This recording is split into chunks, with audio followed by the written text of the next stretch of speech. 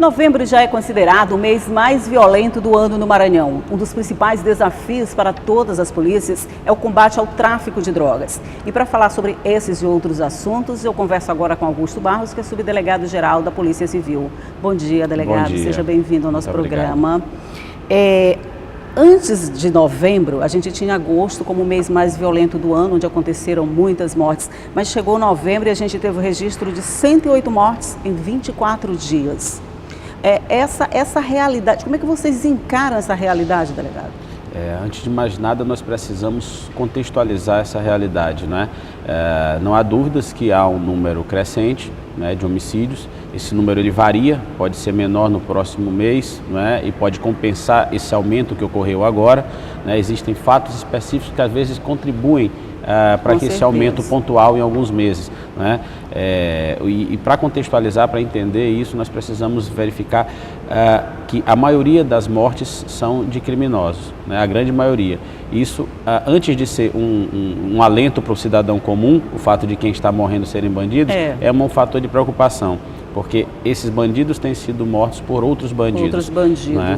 Então isso mostra a consolidação efetiva de grupos criminosos que se dedicam à exploração do tráfico de drogas e como método de trabalho existem essas cobranças na base da violência, existe o avanço sobre territórios inimigos, existe uma forma de exploração dessa atividade ilícita que se baseia notadamente na violência. Quando a gente vê essas reportagens assim do Rio de Janeiro, com morros sendo dominados por gangues, essa violência toda decorrente do tráfico de drogas, a gente pensa que a gente ainda não está nesse, não sei se a gente pode chamar isso de estágio de desenvolvimento do mundo da droga, mas vamos chamar assim, a gente ainda não está nessa escala, mas parece que a gente já está chegando lá. Aqui já existem facções organizadas que controlam o tráfico, que de alguma forma ditem todas as normas desse mercado? Certamente. Hoje nós temos duas facções criminosas no Maranhão, uma de inspiração,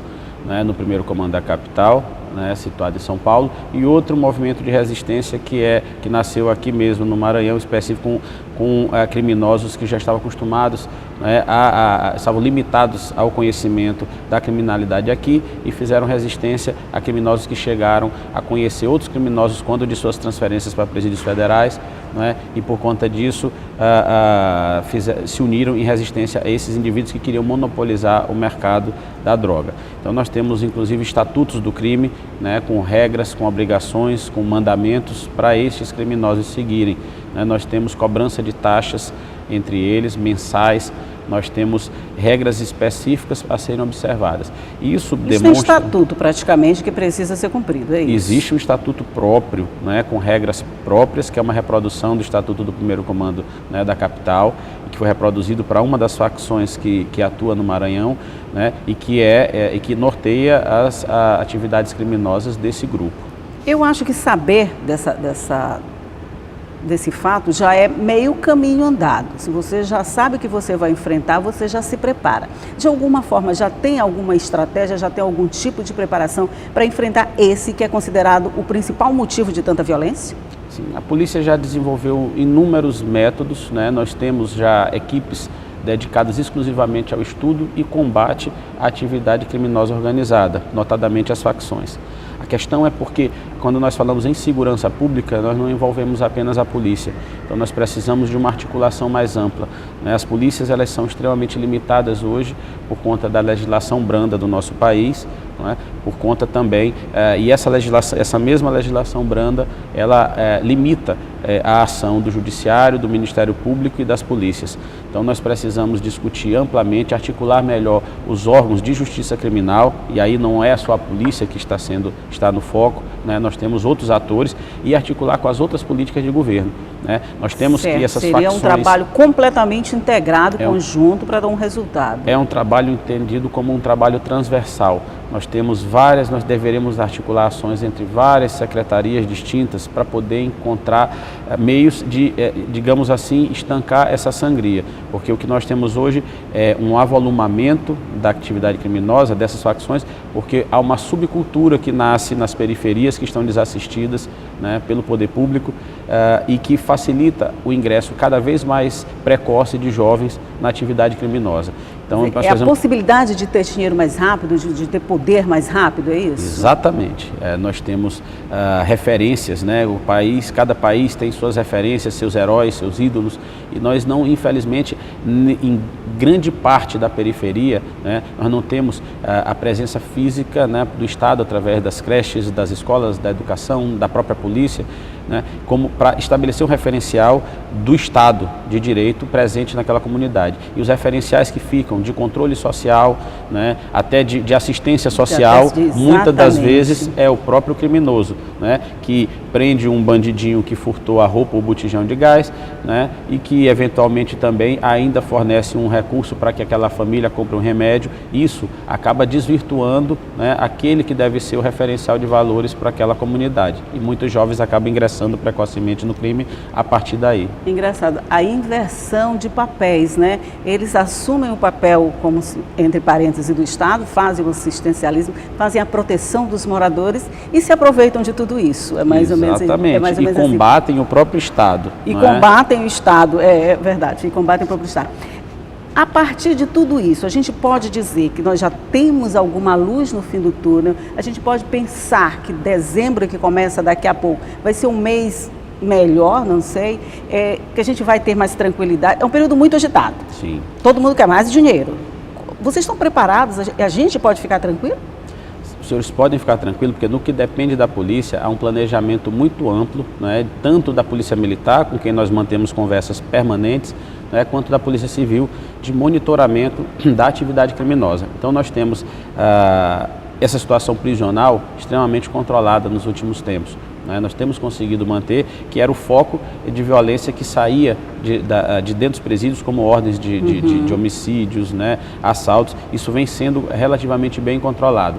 No entanto, questões ligadas à violência entre essas quadrilhas, né, elas estão totalmente fora de controle, dependem de fatos que muitas das vezes passam ao largo do conhecimento de todos nós. Às vezes é um desacerto comercial, às vezes é uma cobrança indevida e às vezes problemas pessoais. Isso aumenta a taxa.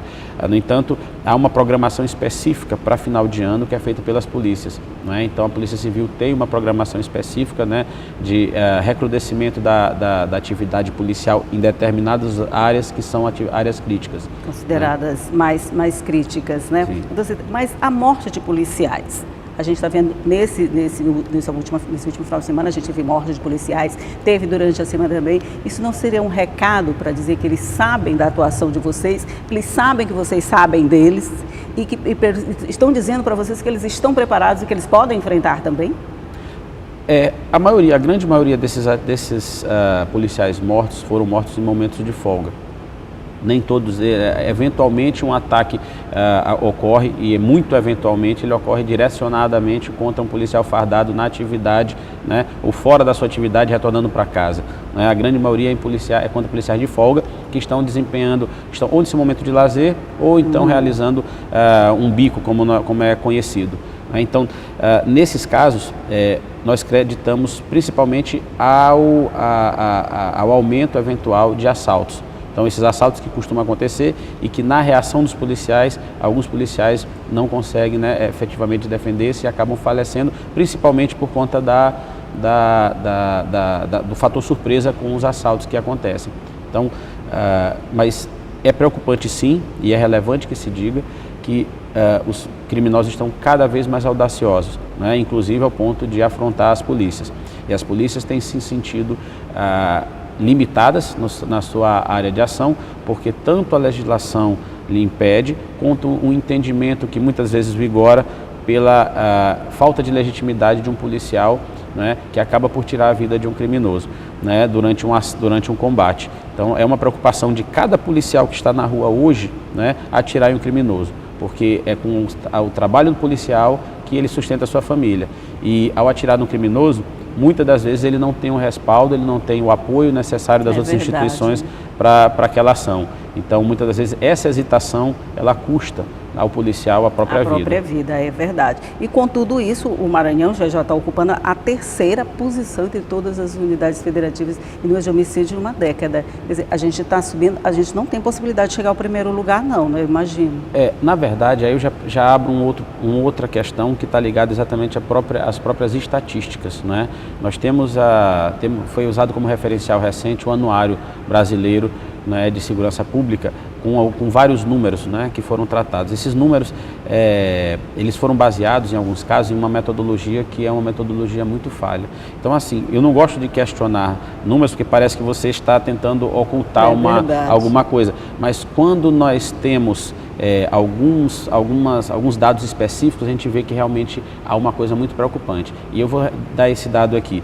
Nós temos num período de 2012 a 2013, no estado do Rio de Janeiro, mais de 4 mil mortes em homicídio. E temos em torno de 1.400 mortes para o Maranhão no mesmo período, né, 2012 a 2013.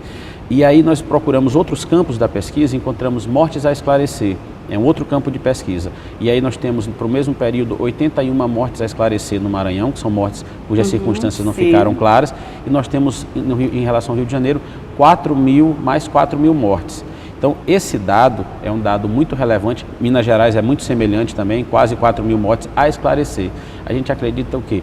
Que a metodologia que está sendo usada não está sendo obedecida por todos. Então, nosso número aqui... Ele não está refletindo, na verdade, a realidade. Não reflete a realidade, exatamente. Os estados enviam, né, esses dados e a gente acredita que alguns estados estão faltando com a verdade, né, estão manipulando dados. Né?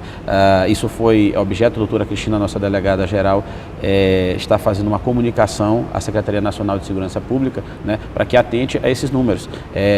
Não é crível que você tenha 4 mil homicídios num período de 2 anos e 4 mil mortes a esclarecer. Então nós não temos 4 mil pessoas que morreram de mal súbito, né, e foram encontradas, né, então isso é um dado muito... mortas em casa, escorregaram e caíram.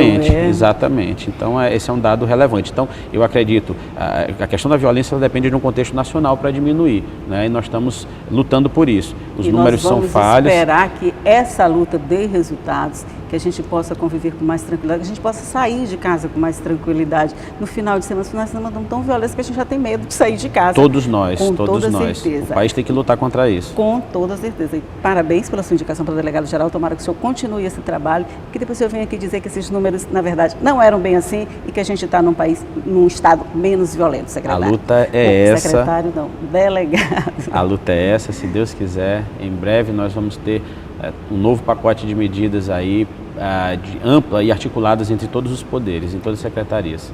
Ok, muito obrigado, um bom dia para o senhor e um bom final de semana. Vai ter sexta, sábado e domingo pela frente, mas vai ser tranquilo com toda certeza. Muito obrigado. Um bom dia para o senhor. Bom dia.